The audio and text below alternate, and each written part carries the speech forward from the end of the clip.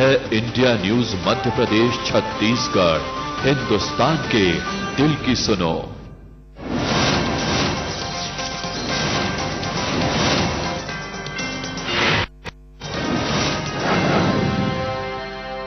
मैं हूं राकेश और आज नजरिया कार्यक्रम में हमारे साथ हैं राजनांदगांव से बीजेपी सांसद अभिषेक सिंह जी। और कोई परिचय देने की खास जरूरत नहीं है, पूरे इलाके के लोग इनको जानते हैं। तो शुरुआत करते हैं कि राजनीतिक नजरिया आज के हालात में अभिषेक जी का क्या है, हम इनसे शुरुआत करते हैं। अभिषेक जी, आपका स्वागत है हमारे कार्यक्रम नजरिया में। बहुत बहुत धन्यवाद। और शुरुआत छत्तीसगढ़ की एक खबर पे, कल से विपक्ष का हंगामा चल रहा है नान घोटाले को लेकर। क्या प्रतिक्रिया, आपने सुनी होगी खबर दिल्ली में रहते हुए, तो इस पर क्या प्रतिक्रिया है आपकी?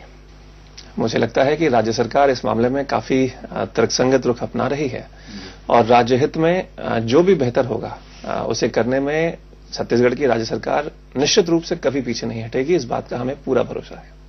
विपक्ष की मांग है कि सीबीआई जांच होनी चाहिए, क्योंकि उनका कहना है सरकार का नाम इस घोटाले में आ रहा है आरोपी के तौर पर, तो हो सकता है उनकी जांच सही ना हो, तो वो सीबीआई जांच की मांग कर रहे हैं।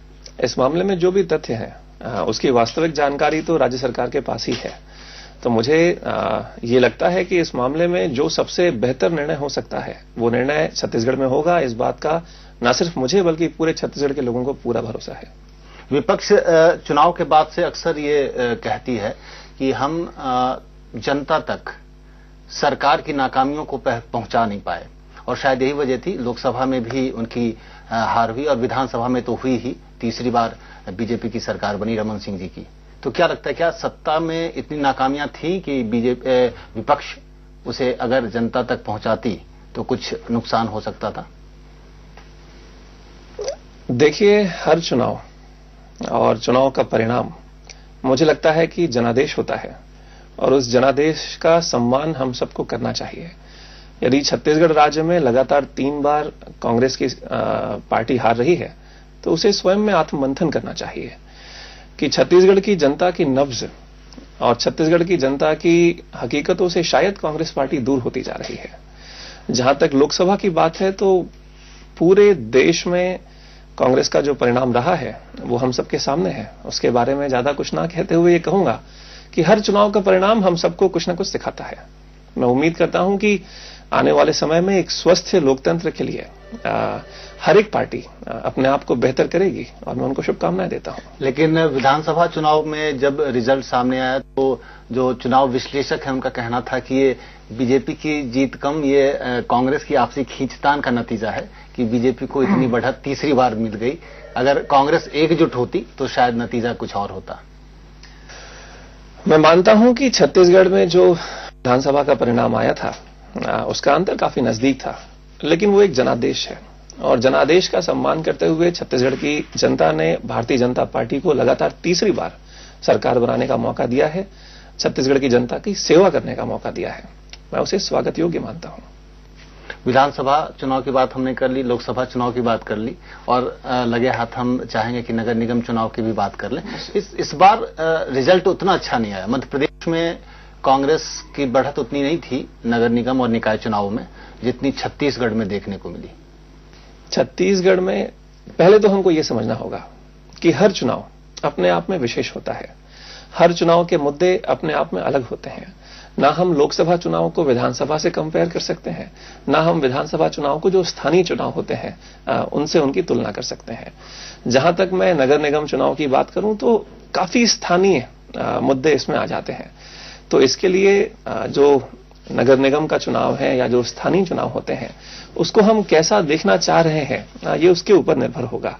लेकिन निश्चित रूप से यदि हम पिछले नगर निगम के चुनाव की बात करें जो सन 5 साल पहले हुए थे, उसके माध्यम से देखें तो भारतीय जनता पार्टी का परिणाम बेहतर रहा है और मुझे उम्मीद है कि हर चुनाव से भारतीय जनता पार्टी के कार्यकर्ता, भारतीय जनता पार्टी का संगठन अपने आप को सीखकर एक विश्लेषण करके अपने आप को और बेहतर तरीके से, मजबूत तरीके से जनता के बीच में ले जाने का निश्चय करता है। लेकिन आप इतना तो मानते हैं ना, चाहे उपचुनाव हो, विधानसभा के हो, लोकसभा के हो या फिर निकाय चुनाव हो, जिसकी सरकार होती है उससे उम्मीद होती है कि इनके प्रत्याशी जीते या इनके लोग ज्यादा से ज्यादा आए।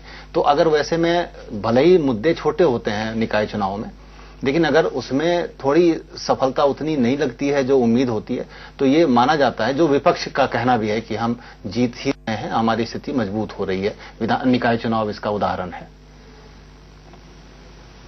मुझे ऐसा लगता है, वाकई में ऐसा लगता है कि हर चुनाव के मुद्दे अपने आप में अलग होते हैं और स्थानीय चुनाव के मुद्दे बहुत हद तक स्थानीय होते हैं। तो उसके बाद भी मुझे ये लगता है कि आने वाले समय में भारतीय जनता पार्टी हर चुनाव को बेहद गंभीरता से लेती है और हर चुनाव के परिणाम का विश्लेषण करके यदि कहीं कोई कमी रह गई होगी तो हम आने वाले समय में उसको कैसे बेहतर कर सकते हैं, उस बारे में गंभीरता से विचार करती है और एक ठोस रणनीति के साथ अपने कार्यकर्ताओं को साथ में लेकर जनता के बीच में जाकर जनता के हित की बातों को उनके तक पहुंचाना भारतीय जनता पार्टी का काम होता है। चलिए, अभी भी अगला सवाल भी छत्तीसगढ़ से ही जुड़ा हुआ है और ये सवाल है स्वास्थ्य महकमे से जुड़ा हुआ।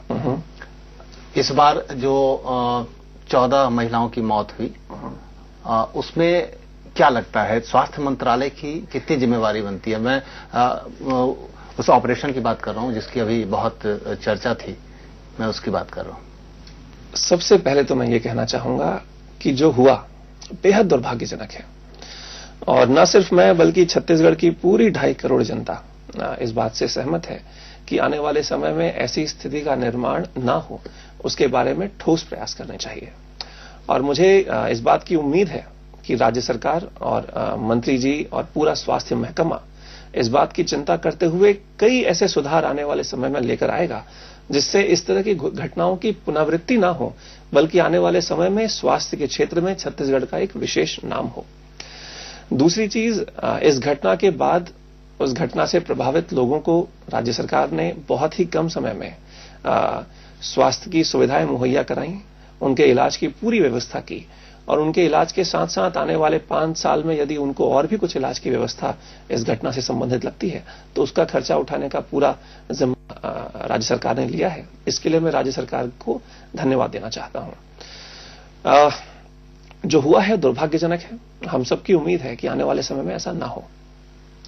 जैसे ही ये घटना हुई थी, उससे पहले की भी ये घटना बागबेहड़ा में या कहीं हुआ थी, ये आंखों के ऑपरेशन में तकरीबन 72 लोगों की आंखों की रोशनी चली गई थी। उस समय भी स्वास्थ्य मंत्री का बचाव किया गया था।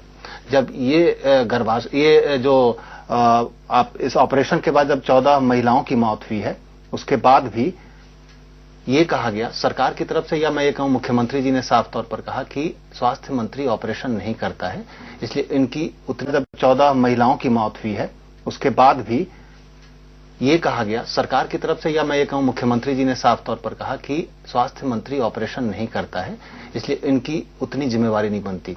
मैं सिर्फ ऐसे ही जानना चाह रहा हूं, क्या ये नैतिक जिम्मेवारी बनती है या नहीं बनती है स्वास्थ्य मंत्री की और उनके मंत्रालय की? देखिए, ऐसी कोई भी घटना होती है जो दुर्भाग्यजनक है और जिसमें कहीं ना कहीं से शासन या शासन में किसी भी तत्व की थोड़ी सी भी चूक हुई हो, तो मुझे ऐसा लगता है कि ये जिम्मेदारी सबकी होती है और इस नाते इस दुर्भाग्यजनक घटना की पुनरावृत्ति ना हो, मेरा तो ऐसा मानना है कि इसके बारे में ठोस प्रयास होने चाहिए, इसका परिणाम लोगों तक जाना चाहिए और मुझे लगता है कि छत्तीसगढ़ की जनता की पूरी उम्मीद है कि आने वाले समय में छत्तीसगढ़ की परिस्थितियां बेहतर होंगी। चलिए, फिलहाल हम अभी मध्य प्रदेश छत्तीसगढ़ पर नजरिया हम जान रहे थे और ब्रेक लेते हैं। ब्रेक के बाद फौरन हाजिर होते हैं और फिर बात करेंगे बीजेपी की जिस सरकार में शामिल हैं उनके बारे में।